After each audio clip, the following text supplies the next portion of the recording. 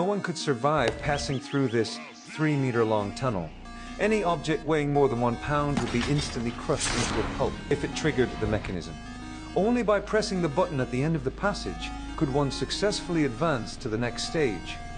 In order to obtain the treasure buried by their ancestors, the locals tried almost every possible method, but they all failed in the end. After pondering for a moment, I immediately came up with an idea. I took out paper and pen and sketched a rough diagram. Then I quickly assembled it using the materials at hand. Soon, I had created the world's first unpowered self-propelled vehicle. By turning the wheel and winding the spring, this small vehicle, weighing less than 1 pound, could slowly move forward under stress. I pulled the ropes on both sides to control its direction. However, as the vehicle passed through the gravity-sensing zone, the slope at the end of the tunnel suddenly stopped it. Fortunately, the car eventually reached the end and then lowered its supports to secure itself. I immediately pulled the third rope, and the bamboo pole gradually rose and touched the button switch above. We excitedly passed the first obstacle.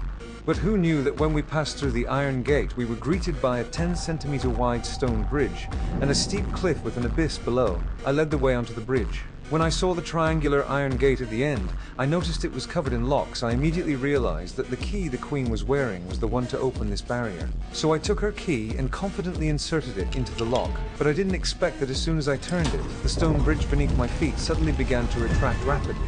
Clearly, we had chosen the wrong lock. I hurriedly observed and noticed that each lock was engraved with a different constellation. Thinking of the locals' worship of the sun, I immediately inserted the key into the lock engraved with the sun symbol.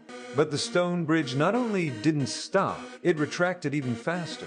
In the midst of the crisis, I suddenly noticed that the number of keyholes in each row was a prime number, but the total sum of 100 was not.